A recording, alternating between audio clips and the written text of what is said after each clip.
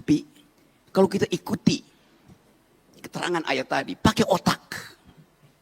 Allah Subhanahu wa taala mengatakan, pakai otak untuk membaca gejala alam. Surat apa tadi? Surat Al-Imran. Kalau kita pakai otak, kita mulai riset. Ternyata hijaunya hutan Amazon bertahan jutaan tahun karena dipupuk oleh fosfat. Fosfat adalah elemen kimia yang memupuk Amazon. Di mana fosfat itu ada? Tidak di hutan Amazon, adanya di gurun Sahara. Anda lihat ini gurun Sahara, ini hutan Amazon, bagian selatan Amerika, hijau. Gurun Sahara, bagian selatan Afrika, dia paralel.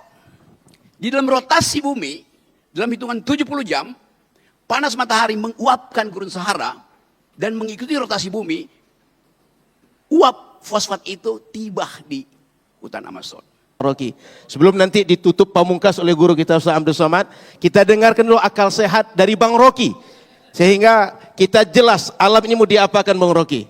Apakah alam ini menjadi manfaat atau mudarat? Bang Rocky yang akan menjelaskan secara sains dan filosof bagaimana memandang alam disampaikan oleh Bang Rocky. Bang Rocky, kami persilahkan.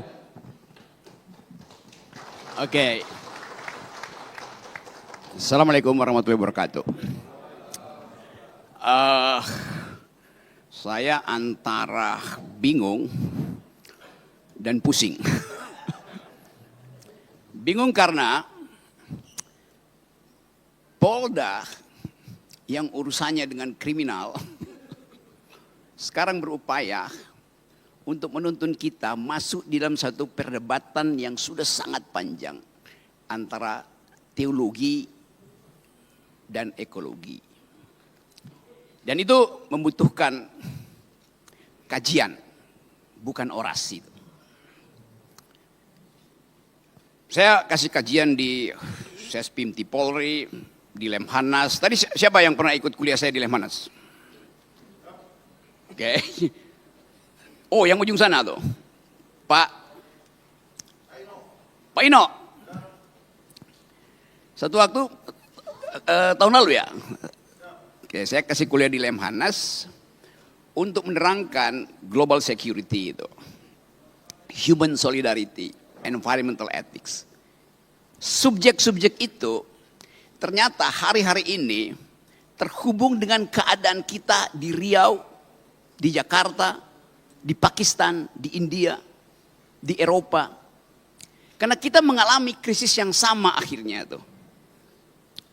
India kirim rudal ke Pakistan.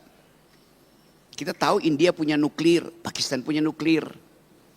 Kalau terjadi krisis nuklir dan krisis itu berubah menjadi perang terbuka, pertanyaannya bukan bagaimana stabilitas politik di regional Asia, tapi bagaimana bumi memaafkan kemudaratan manusia.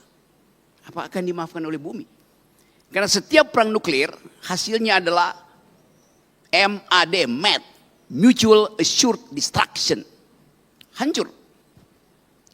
Kita coba pahami itu dari perspektif ilmu pengetahuan dan berupaya untuk menuntun ilmu pengetahuan masuk dalam pertanyaan-pertanyaan eskatologis, pertanyaan-pertanyaan teologis yang ayat-ayatnya harus kita tafsirkan hari-hari ini. Tadi dimulai dengan ayat belajarlah dari aturan semesta. Karena itu diperlukan akal untuk memahami aturan semesta. Hal yang sama juga berlaku di dalam kebudayaan Melayu. Alam terkembang jadi guru. Satu kesetaraan epistemik. Quran, teologi mengajarkan kami sudah memberi tanda-tanda. Maka kalian harus berpikir. Jadi ilmu pengetahuan diselundupkan untuk memahami alam semesta. Diselundupkan melalui ayat-ayat suci. Karena bumi ini suci. Jadi kita mulai membayangkan soal itu. Dalam perspektif antropologi, kita anggap bahwa ya makhluk manusia ini sebetulnya hanya 0,00 sekian detik dari usia alam semesta itu. Usia kita mungkin baru 100 juta tahun yang lalu. Atau bahkan lebih mundur lagi. Karena catatan yang kita ketahui tentang manusia itu hanya ditulis di dalam kitab-kitab suci itu. Quran, Bible, Veda. Jadi kitab suci mencatat kehidupan manusia sekaligus peran manusia di dalam merawat atau merusak alam. Apakah bumi ini akan kiamat? Ada kepastian teologi di situ. Ada yaumil akhir. Ada penghakiman bagi mereka bahkan yang lolos meniti Shiratul Mustaqim tetap akan diuji. Jadi kalau kita katakan bumi akan kiamat, dunia akan kiamat, dari segi teologi kita sedang menuju ke situ. Akan. Tapi dari segi ilmu pengetahuan bumi ini memang pernah kiamat. Ketika supernova itu meledak, kira-kira 4-5 miliar tahun yang lalu.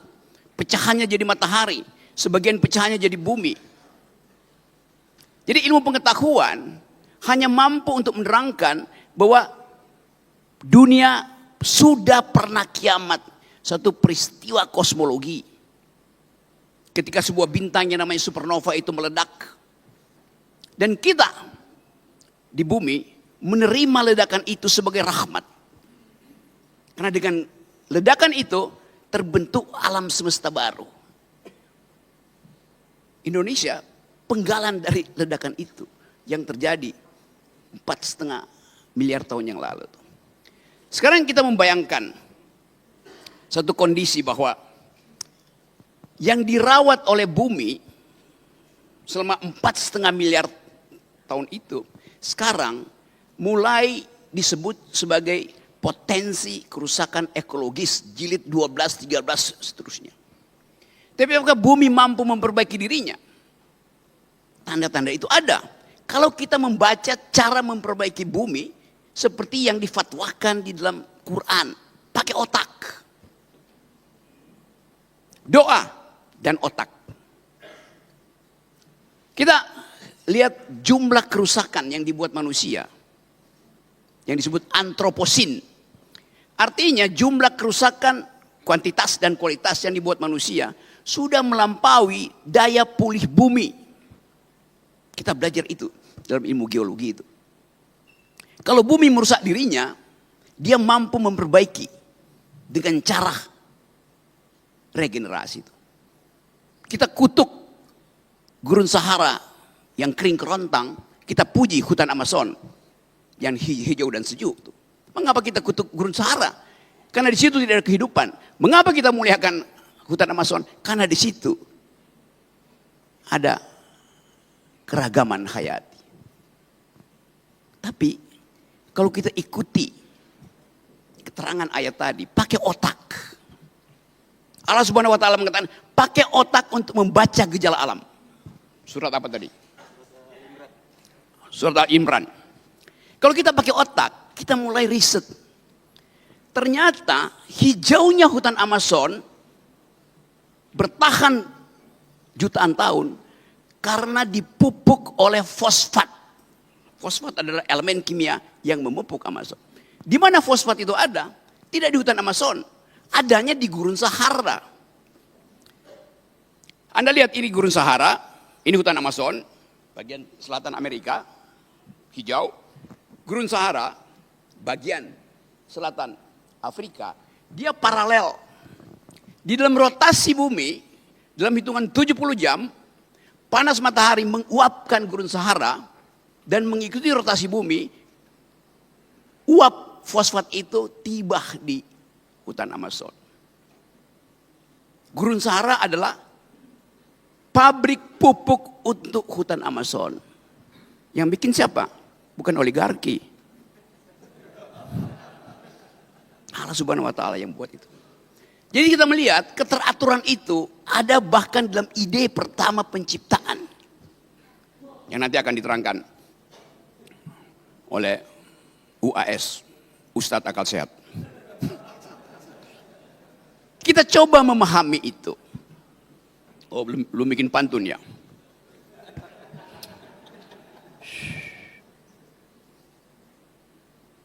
Bumi adalah rahim bagi kehidupan. Karena itu kita dalam bahasa Yunani disebut ibu bumi, Mother Earth, Gaia. Jadi bumi, setiap kali kita bertemu dengan perempuan, kita mengingat ethics of care. Karena hanya perempuan yang menghasilkan care bahasa Indonesia itu, kepedulian itu. Laki-laki berpikir secara rasional, lalu dianggap perempuan tidak bisa berpikir secara rasional. Iya, tapi perempuan mampu untuk mendeteksi sesuatu yang tidak bisa dibaca oleh rasionalitas ilmu pengetahuan. Perempuan lebih dekat dengan teologi dibandingkan laki-laki. Kepekaan itu ada tuh. Perempuan, oke. Ada gurindam berjumlah 12. Menjadi sumber tuah dan marwah Melayu. Ustadz Somad sungguh berkelas. Karena istrinya Putri Nan Ayu.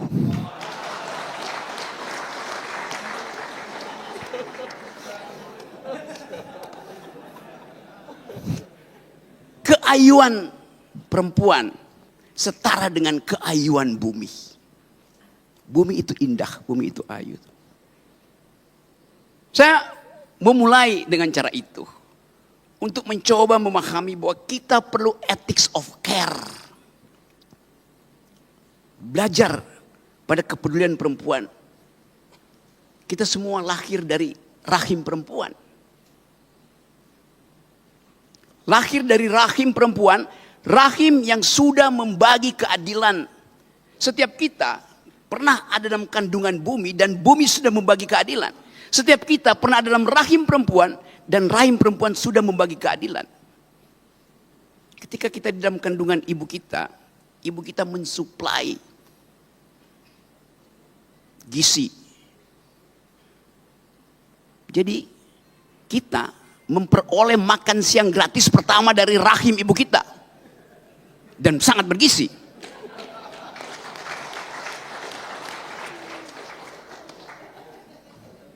Semua kita lahir dari rahim yang bergizi. Hanya ibu yang mengerti kecemasan bayinya. Walaupun di sampingnya ada ayahnya yang lagi merokok. Ibu paham detak jantung bayinya. Ibu mengerti kegelisahan bayinya. Jadi kita coba pahami logika alam semesta ini dari perspektif rahim perempuan yang isinya adalah keadilan. Bayangkan kalau perempuan tidak mau berbagi nutrisi dengan bayinya. Pasti bayinya, lahirnya, stunting. Tapi kalau negara gagal memberi gizi pada perempuan, negara bertanggung jawab pada nasib generasi muda. Kita masuk pada kegalauan tadi. Waktu kita dilahirkan dari rahim perempuan, kita pindah pada rahim laki-laki. Rahim laki-laki itu namanya APBD, APBN, Kongres Partai. Itu rahim laki-laki. Yang isinya adalah arogansi. Setiap rahim laki-laki, apalagi yang ada di Senayan, mengincar rahim APBN. Berapa yang bisa saya rampok?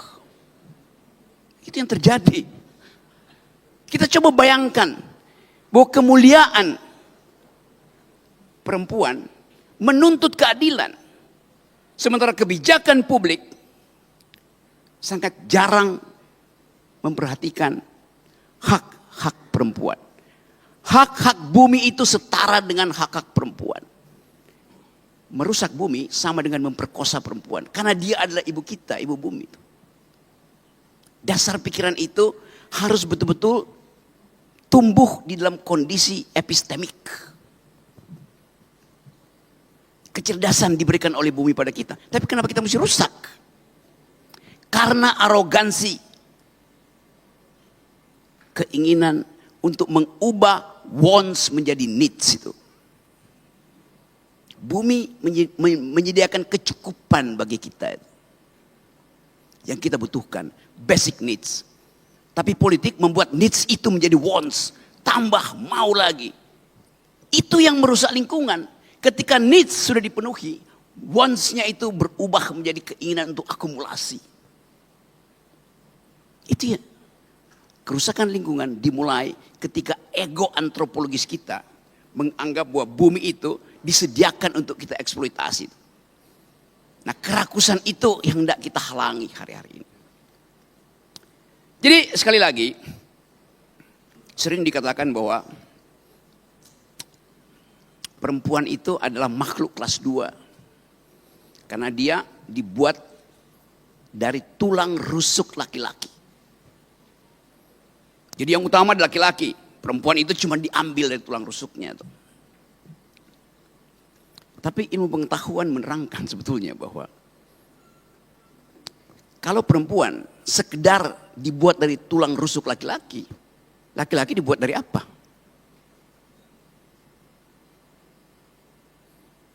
Dari tanah yang diambil dari gorong-gorong. Ya. Mana lebih mulia, tulang rusuk atau tanah liat? Tulang rusuk udah terbentuk kimianya. Kalsiumnya udah cukup.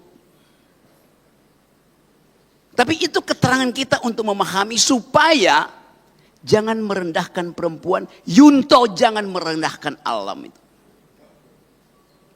Perempuan akan bilang, iya saya dibuat dari tulang rusuk. Tapi suami saya dibuat dari tanah gambut yang habis terbakar. Kita membayangkan itu. Tetapi sekali lagi, ada persekutuan hari-hari ini antara teologi dan ekologi. Teologi memberi semacam kelegaan batin untuk menghidupkan kembali harapan. Di dalam semua teologi, intinya adalah harapan. Bahwa ada sesuatu yang kita tunggu, suatu kemuliaan. Jadi manusia sedang berupaya untuk memuliakan kembali dirinya, tetapi dengan arogansi. Kalau kita katakan, kami manusia ingin memuliakan alam, maka alam akan katakan, selamat datang kembali. Dan hanya dengan itu, kita tahu bahwa semua yang kita perbuat hari ini, disaksikan oleh mata yang kita sebut sebagai alam semesta. Alam semesta disaksikan oleh sesuatu yang kita sebut energi eter. Tapi energi itu hanya disebut energi kalau dia menghasilkan keadilan. Bumi ditata dengan prinsip keadilan. Semua yang kita lakukan dibaca oleh ilmu fisika, dibaca oleh ilmu antropologi, dibaca oleh ilmu ekologi. Tapi ada yang tidak bisa kita baca, ilmu teologi. Inarabaka labil mirsad. Allah Subhanahu wa taala memahami kita, melampaui kemampuan kita membaca alam. Assalamualaikum warahmatullahi wabarakatuh. Menarik, Bang Rogi, cerita dari mulai bintang supernova, kemudian Amazon, Sahara, tapi lebih menarik bagi saya adalah pantun di tengah beliau bercerita tadi. Ya Bang Rogi ya. Kemudian Bang Rogi bercerita bagaimana menafsirkan Quran. Justru saya bertanya ini, Bang Rogi sudah mulai menafsirkan Quran. Setelah ini baca Quran Bang Rogi ya. Maka ini menarik bagi saya Bang Rogi cerita Quran, cerita teologi, dan sudah sampai kepada rahim perempuan, rahim laki-laki yang arogansi Bang Rogi ya. Sehingga rahim-rahim ini perlu kita perjelas dengan teologi yang akan dipaparkan lebih gamblang oleh guru kita. Maka Ustaz Abdul Somad yang akan merangkai semuanya, bagaimana cerita bintang supernova sampai rahim laki-laki dan perempuan Ustaz. Pada Ustaz kami persilahkan. Bismillahirrahmanirrahim. Assalamualaikum warahmatullahi wabarakatuh.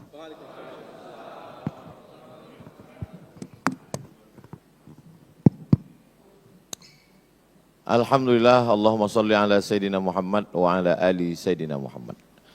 Kalau sudah pakai batik, jangan lagi pakai dasi.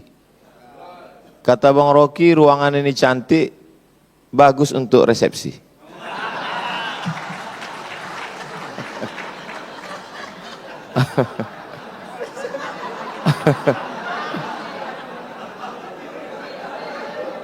Jadi memang dalam tradisi Melayu ada yang disebut dengan membalas pantun. Jadi itu tadi hanya sekedar membalas karena Bang Rocky berpantun tadi kita balas.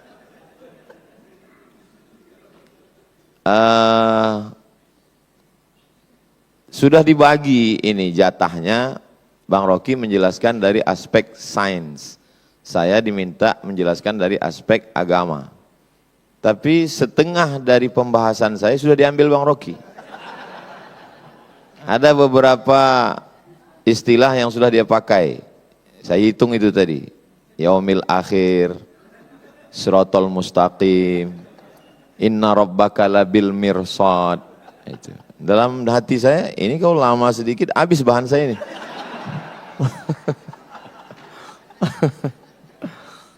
Beberapa kali Allah Subhanahu wa taala. Jadi memang ini sebetulnya masalah hati. Jadi kalau hati kita itu connect, mudah kita berinteraksi. Mudah-mudahan kesatuan hati kita ini bisa untuk menjaga rahim alam ibu pertiwi, insya Allah. Kalau Tuhan pergi ke Pelelawan, Pelelawan itu negerinya para bangsawan. Tadi Bang Rocky selalu menyebut tentang perempuan, mungkin karena di sini banyak polwan.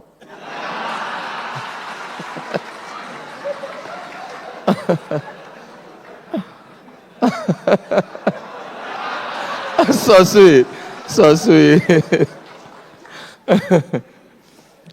Baik, jadi saya urutkan karena saya diminta dari aspek agama.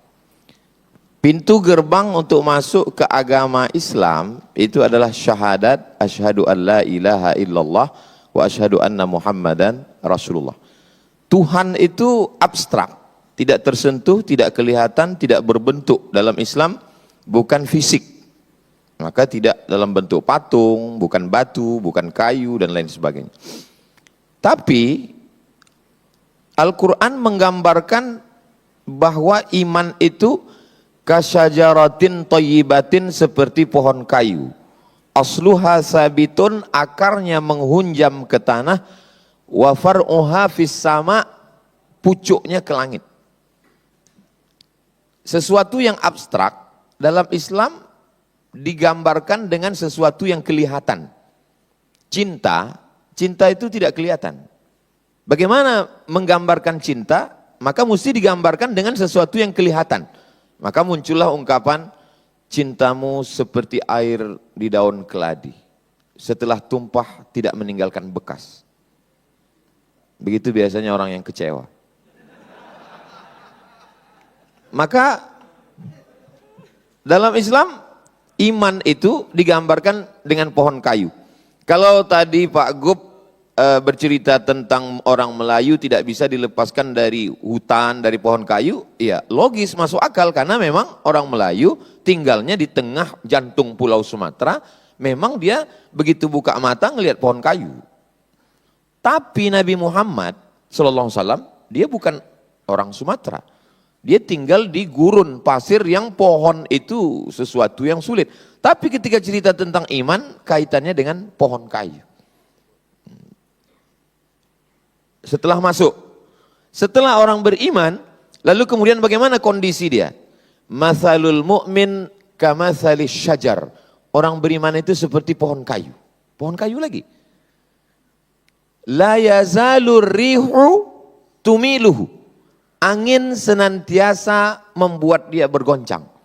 Jadi ketika orang sudah meyakini Tuhan, nanti akan ada goncangan-goncangan keimanan. Lagi-lagi dikaitkan dengan pohon kayu. Ketika pohon kayu sudah mulai berdiri, maka akan datang ada angin yang membuat dia bergoncang. Maka sabarlah seperti sabarnya pohon kayu. Lagi-lagi pohon kayu.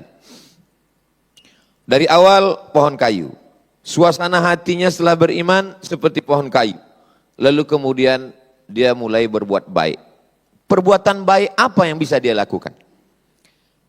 Ma min muslimin yaghrisu gharsan yazra'u yazra'an. Kalau ada seorang beriman yang menanam tanaman, dia tidak sebut tentang sholat, zakat, puasa, haji, itu ritual. Tapi ada satu amal, menanam pohon kayu, kata Nabi, "Ma min muslimin yaghrisu gharsan yazra'u zar'an fayakuluhu tayrun." Kalau ada orang beriman menanam pohon kayu lalu kemudian tanamannya itu dimakan oleh tayrun, burung, bahimatun, hewan, insanun, manusia, illa kanat lahu bihi sadaqah, maka itu sebagai sedekah. Makanya orang disuruh menanam pohon kayu depan rumah supaya apa? Supaya ada sedekah. Sekarang kita pergi ke rumah orang, lalu kita lihat di ruang tamunya ada pohon kayu. Tapi ternyata setelah kita dekati rupanya pohon plastik. Itu bedanya di Mapolda, ternyata pohonnya asli semua. Makanya ada ungkapan hijau rumput di rumah, lebih hijau rumput sintetis. Dulu memang tetangga, sekarang udah berubah jadi rumput sintetis. Karena tidak pernah kering dia. Memang sekarang semua penuh dengan kepalsuan. Yang asli itu hanya di Mapolda. Lalu kemudian bagaimana dengan dosa? Dosa itu adalah judi dan seterusnya. Tapi orang lupa.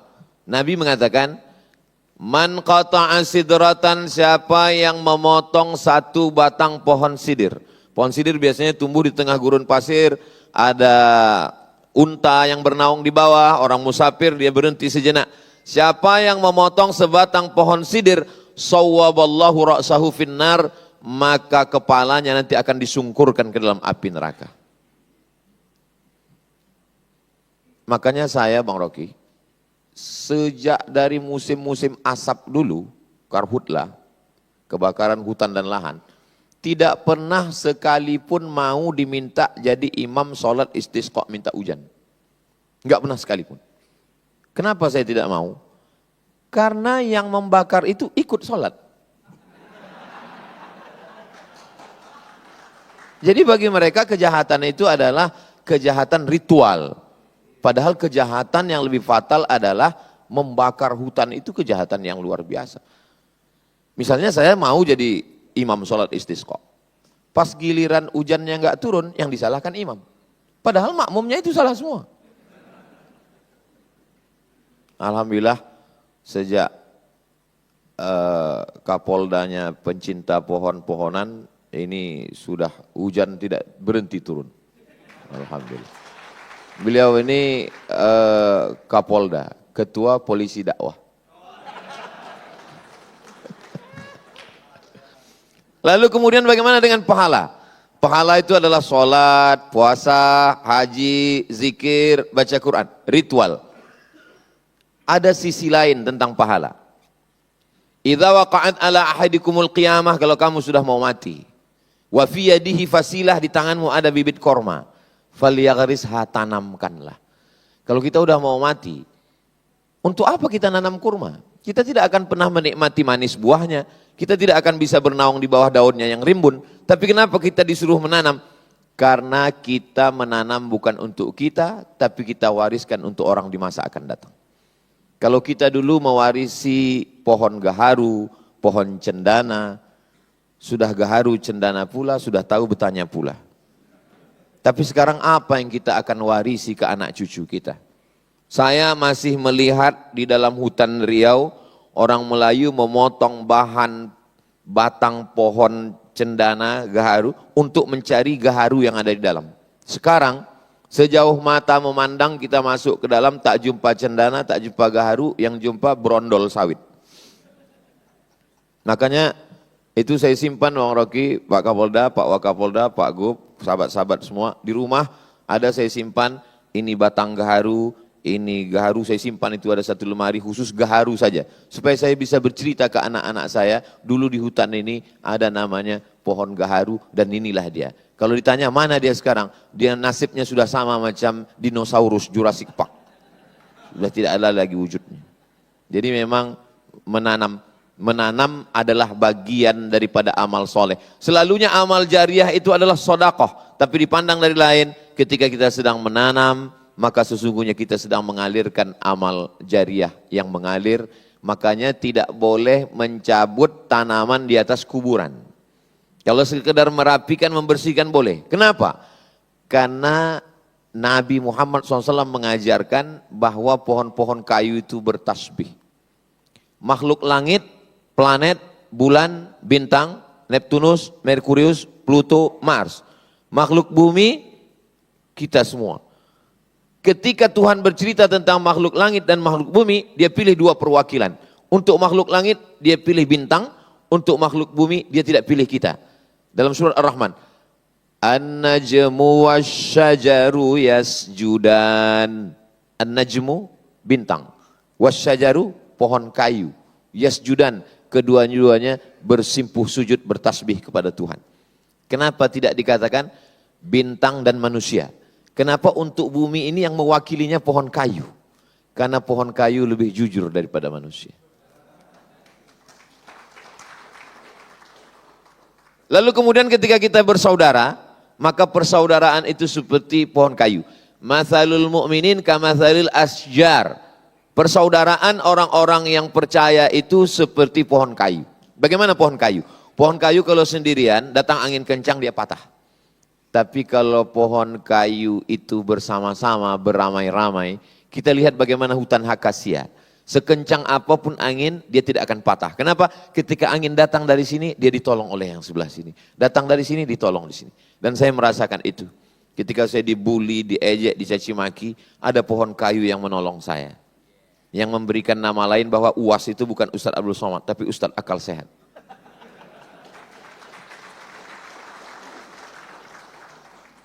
Lalu kemudian, susah saya untuk fokus ini. Memang cantik pohon kaktus ditanam di tengah taman. Memang susah kita untuk fokus kalau kita belum sarapan.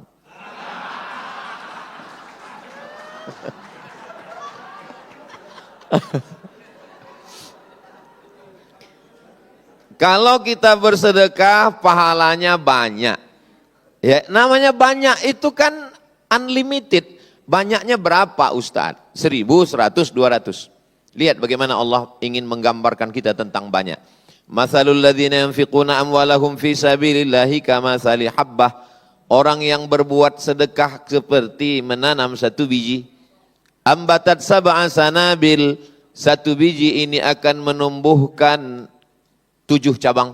Wa fi kulli sumbulatin mi'atu habbah. Dalam satu cabang ada 100. Satu biji pecah. Keluar 7 cabang, satu cabang ada 100, 200, 300, 400, 500, 600, 700. Maka disebut dengan sab'atu mi'ati dha'fin, 700 cabang. Lagi-lagi pohon kayu. Makanya Nabi Muhammad bukan pohon mawar yang tumbuh di tanah yang subur. Kalau ada tanah yang subur mengeluarkan mawar, biasa. Tapi kalau gurun pasir kering kerontang mengeluarkan mawar, itu baru luar biasa.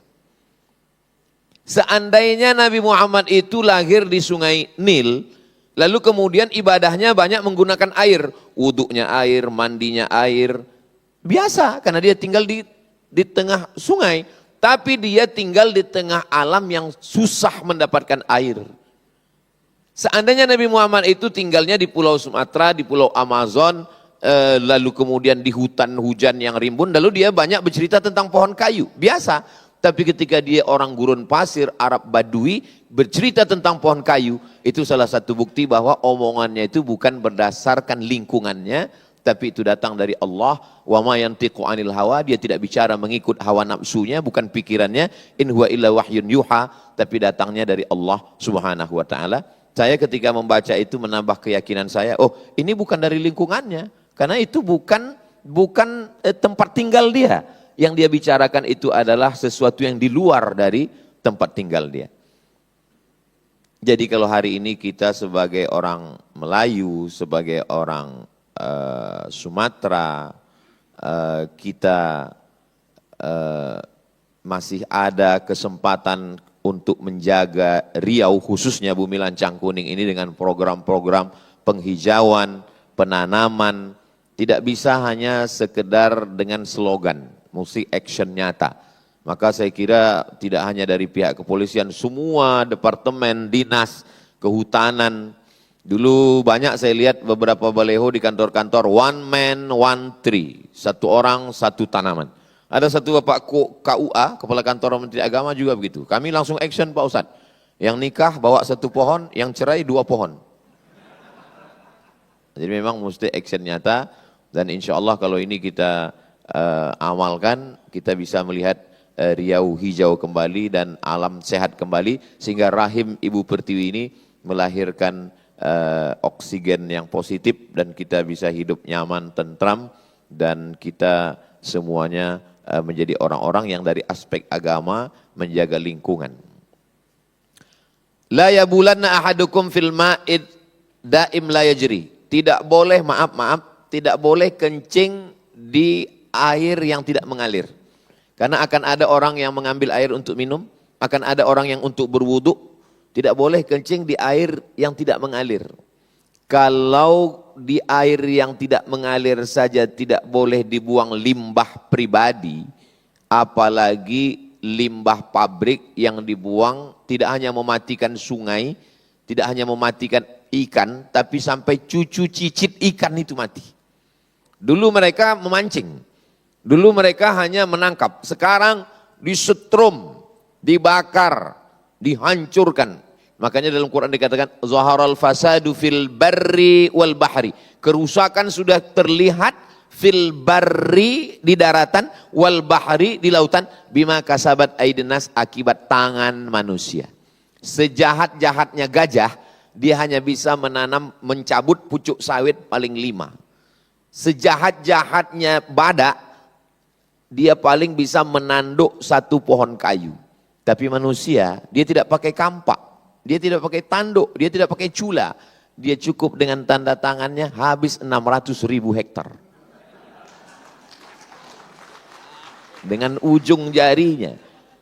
Lalu tangan yang sudah menghancurkan hutan itu dipakai untuk mengangkat kepada Tuhan. Ampunkan dosa kami yang Tuhan. Kira-kira apa kata malaikat? Kau bercanda apa serius? Dibangunkan 1 masjid. Berangkat ke tanah suci. Menangis di pintu Ka'bah. Pulang bersih. Ini bukan agama, ini opium. Ini yang dikatakan Karl Marx bahwa agama itu opium. Orang kecanduan agama. Membakar hutan, menghabiskan alam. Sekarang harimau di Pelalawan mengamuk masuk ke rumah warga. Bukan harimau yang masuk ke rumah warga. Warga yang sudah lama masuk ke rumah harimau. Sekarang dikatakan, ini Pak Ustadz kenapa di Riau ada jalan tol yang tempat gajah lewat. Kita yang sudah mengambil tempat gajah lewat. Jadi gajah itu memang dari dulu tidak pernah melewati jalan orang lain. Gajah itu kalau sudah kakek moyangnya jalan di situ, dia terus saja di situ. Tapi manusia, hari ini dia jalan di sini, besok trotoar dia ambil. Jadi sebetulnya pantasanlah agama itu untuk kita. Karena memang kita yang tidak lurus menjalani hidup ini. Kalau gajah itu memang udah lurus, dia nggak pindah-pindah lagi. Gajah itu tidak bisa berpindah. Dan yang paling setia di antara semuanya adalah buaya. Buaya itu tidak bisa berpindah ke lain hati. Selama dia di air. Tapi kalau dia sudah naik ke darat, itu sudah lain cerita. Akhirnya waktu juga yang memisahkan kita. Tadi saya lihat Bang Rocky 25 menit, maka saya pun 25 juga. Karena lebih dari jatah yang sudah ditetapkan, itu berarti keluar dari keadilan. Kita kembalikan ke Ustadz Al-Nabdina. Terima kasih Ustadz yang sudah memaparkan bagaimana teologi memandang alam ini sebagai banyak permisalan. Sehingga mulai bercerita penciptaan sampai amal soleh, semuanya permisalan dengan pohon. Sebelum kita lanjut dengan diskusi tanya jawab, Pak Kapolda, hari ini kawan-kawan kita biker subuhan milad yang ke-7 Pak Kapolda. Dan akan siladda pertama di Pekanbaru.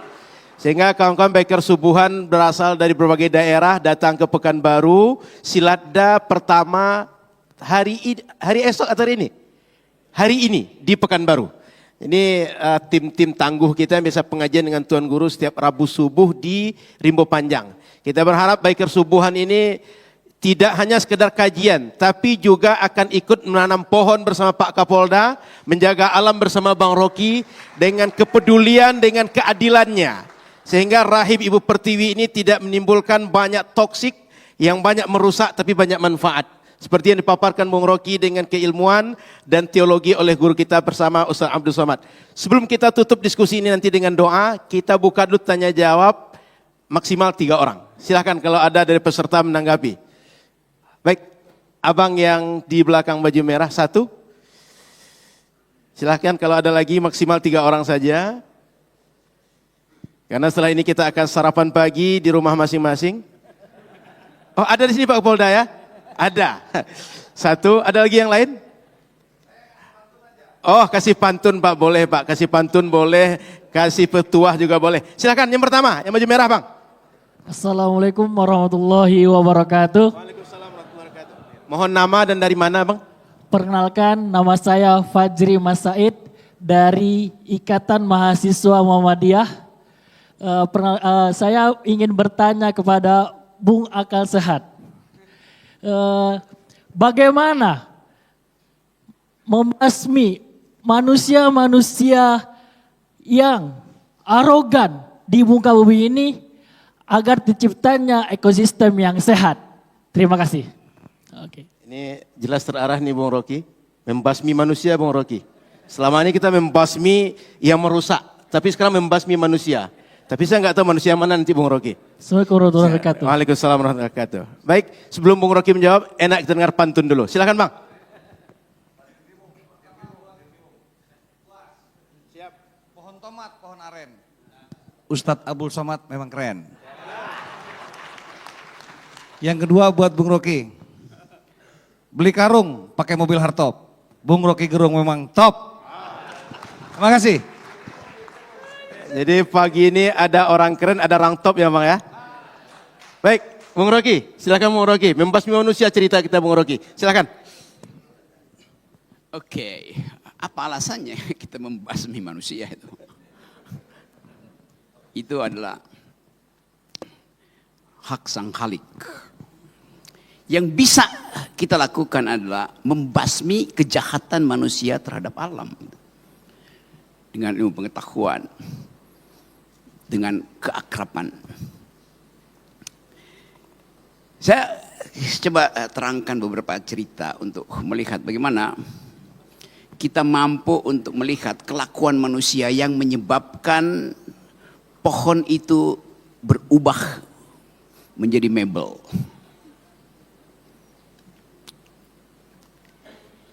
Kira-kira tahun 60-an ketika gerakan lingkungan hidup baru mulai mencari cara untuk menghidupkan harapan memelihara alam. Ada satu peristiwa di Ohio, di State University of Ohio State University itu, di kota Columbus. Columbus itu ibu kota Ohio. Di satu pagi, seorang perempuan guru besar ilmu hukum yang punya hobi bangun pagi, kendati enggak bisa lari pagi bersama Kapolda Riau, dia merasa aneh karena waktu dia bangun pagi di hari pertama musim semi, tak seekor burung pun berkicau. Dia heran. Dia bangun pagi di hari pertama musim semi justru untuk mendengarkan tweeting, kicau burung. Pada waktu itu belum ada Twitter. Tiba-tiba dia merasa kenapa sangat sunyi itu. Akal pikirannya mulai mencurigai ada sesuatu pasti di dalam alam, di sekitar kampus Ohio State University itu.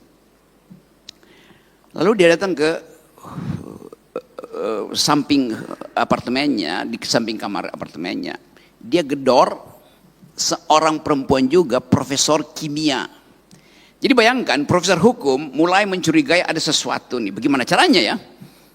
Pasti soal alam itu terkait dengan soal-soal kimia. Lalu mereka berdua mulai survei. Ya 100-200 meter. Ternyata banyak burung tetapi di dalam bentuk bangkai. Burungnya mati tuh di sekitar kampus Ohio. akal pikiran, kuriositas mereka mulai bekerja. Kenapa? Ada bekas gigitan burung di pohon apel, pohon buah-buahan di sekitar kampus. Tapi kenapa ada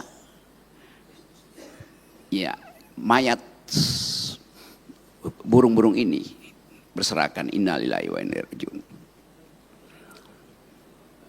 Kuriositas menyebabkan mereka meneliti. Akhirnya diketahui bahwa burung-burung itu menyambut musim semi di dalam kegembiraan bersamaan dengan mulai tumbuhnya buah-buahan di situ. Mereka makan. Tetapi ternyata mereka tidak tahu bahwa buah itu sudah disemprot dengan dulu namanya apa? DDT apa namanya itu? Pestisida itu. Pestisida awal. Jadi itu dimulai kecurigaan bahwa keinginan manusia untuk menikmati buah apel yang ranum itu supaya tidak digigit oleh ulat menyebabkan, jadi ambisi manusia itu untuk dapat buah apel yang tak berulat menyebabkan hak burung untuk makan buah yang sama yang dikirimkan oleh Allah Subhanahu wa taala menyebabkan kematian itu. Burung tidak diberitahu bahwa kalian jangan makan buah itu karena kami sudah kasih pestisida. Jadi saya balik lagi pada si perempuan ini punya kecurigaan, dua perempuan tadi. Karena mereka berpikir bahwa ini bumi rahim kami. Burung itu adalah kegembiraan pagi bagi dua profesor perempuan tuh. Disitulah dimulai satu upaya untuk memperlihatkan bahwa merawat bumi itu sama dengan merawat rahim perempuan. Jangan racuni rahim perempuan. Jangan racuni bumi. Nah, peristiwa itu menghasilkan satu ideologi baru tentang ekologi itu. Nama profesor itu adalah Rachel Carson. Teman-teman mahasiswa tulis. Cari di Google, baca bukunya. Rachel Carson menulis buku yang kemudian jadi acuan dari aktivis lingkungan. Judul buku itu adalah The Silent Spring. Musim semi yang sunyi. Padahal musim semi biasanya dimulai di kicau burung. Jadi saya mau perlihatkan itu bahwa kebengisan manusia itu menyebabkan tewasnya makhluk yang diciptakan untuk menghuni bumi dengan kicaunya yang indah di pagi hari. Jadi kalau pertanyaan itu kita mulai dengan bagaimana membasmi manusia, jangan dia manusia itu dibasmi. Ajari dia pengetahuan.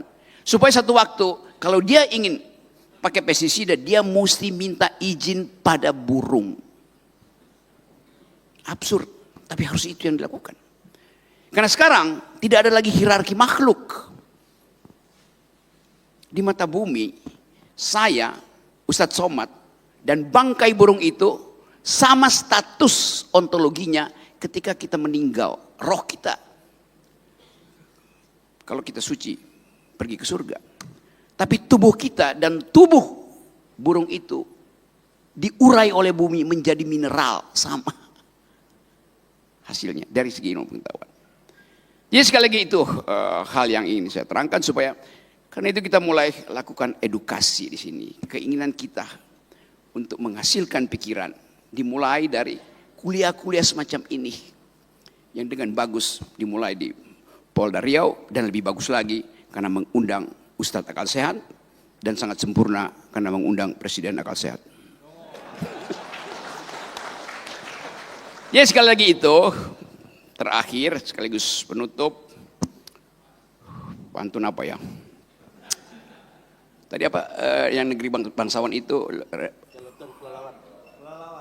Pelelawan. Negeri pelelawan, negeri bangsawan. Kapolda Riau menanam pohon. Mari kita terus berkawan. Di dalam doa saya memohon. Terima kasih.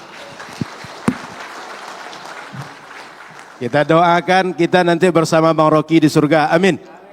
Nah, sehingga di ujung sebelum Ustaz berdoa kita minta kalimat-kalimat pemungkas Ustaz, penutup diskusi kita pagi ini, karena kata Bang Rocky ini sesuatu yang baik dan jarang terjadi kuliah subuh seperti ini Bang Rocky ya.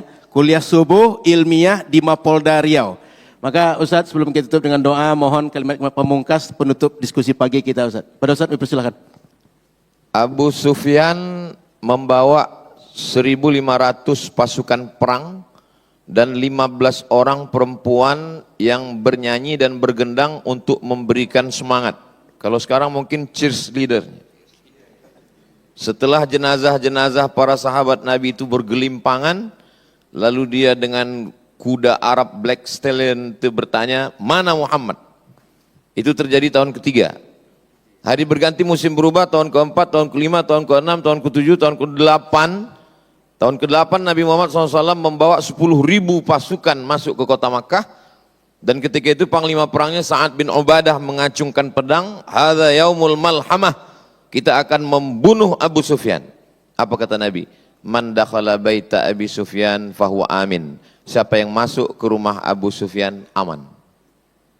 Nabi tidak membenci Abu Sufyan. Yang Nabi benci perbuatannya. Istri Abu Sufyan, perempuan dendam kesumat namanya Hindun. Hindun ingin supaya paman Nabi bernama Hamzah itu dibunuh. Yang membunuh itu namanya Wahsy. Wahsy memotong telinga Hamzah, hidung Hamzah, dijadikan leontin. Mereka betul-betul kanibal. Lalu kemudian jantung Hamzah dibelah, digigit oleh Hindun. Lalu kemudian apakah Nabi membunuh Hindun? Tidak. Hindun masuk Islam. Apa kata orang? Hindun, dulu kamu katanya tidak mau masuk Islam. Apa kata Hindun? Saya tidak masuk Islam. Islam itu yang masuk ke hati saya. Kemana Wahsy? Wahsy lari ke Taif, 100 km dari Makkah. Setelah 19 hari Nabi di Makkah, Nabi pulang ke Madinah. Wahsy pulang lagi ke Makkah. Ternyata tidak ada satu telinga orang Makkah yang dipotong. Tidak ada satu hidung yang digunting. Pidato Nabi di atas Ka'bah ditulis dengan tinta emas. Apa kata Nabi? Idhabu wa antumut tulaqa. Pergilah kamu, kamu semuanya bebas untuk berbuat apa saja. Wahsy penasaran. Dia kejar Nabi ke Madinah. Sampai di Madinah, dia temui Nabi. Kata Nabi, anta Wahsy, kamu Wahsy? Iya. Qatalta Hamzah, kamu yang sudah membunuh Hamzah, memutilasi Hamzah. Ya. Nabi mendoakan dia dan Nabi tidak menyakiti dia. Kita tidak membunuh orang, kita tidak membinasakan orang, tapi kalau orang itu sudah bertobat, berbuat baik, wa atsbi'is sayyi'atal hasanata. Kalau dulu kau pernah menghancurkan bumi Riau, membakar, memotong pohon kayu, sekarang bertaubat, tapi taubatnya bukan cuma zikir di masjid, taubatnya cuma bukan baca Yasin, ikut lagi dalam program penanaman penghijauan Riau. Bergabung dengan Presiden Akal Sehat, Ustadz Akal Sehat, dan Polisi Akal Sehat untuk menghijaukan Riau kembali. Itu baru namanya taubat nasuha. Kalau hanya sekedar bertaubat, pergi ke Makkah nangis, nangisnya pun bukan karena mengakui dosa, tapi karena habis belanja duit habis. Hentikanlah kepalsuan ini. Mulailah menanam. Jadi kalau ada orang mengatakan Riau sudah kering kerontang, tidak. Datanglah ke Riau. Datanglah ke Mapolda, masih hijau. Di atas keramik masih tumbuh tanaman-tanaman yang hijau. Akhirnya ditutup dengan pantun penutup, menangkap puyuh di Bukit Selasih. Thank you dan terima kasih. Ya Arhamar Rahimin, Engkau yang maha penyayang di antara semua yang penyayang. Irhamna, curahkan kasih sayang ke hati kami sehingga kami tidak menganiaya orang lain. Irhamna, curahkan kasih sayangmu ke hati kami sehingga kami bisa mewariskan alam ini untuk anak cucu kami. Allahumma ja'al hadzal balada baladan amina. Jadikan Riau bumi lancang kuning negeri yang aman dan damai. Allahumma waffiq ulata umurina. Jadikan pemimpin-pemimpinnya adil dan amanah. Jadikan ujung jari mereka amanah yang kau titipkan di pundak mereka menjadi amal soleh karena mampu menjaga alammu ya Allah ya Rabbal Alamin. Allahumma ja'alna minal ladzina yastami'una al-qawla fayattabi'una ahsanah. Jadikan kami orang-orang yang mendengarkan nasihat yang baik lalu mengiringinya dengan amal yang baik. Ahyina bil iman, amitna bil iman. Hidupkan kami dengan iman, matikan kami dengan iman.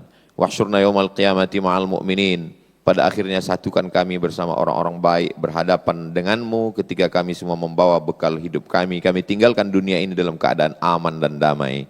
Waqtim bis salihati amalana. Tutup akhir hidup kami dengan husnul khatimah.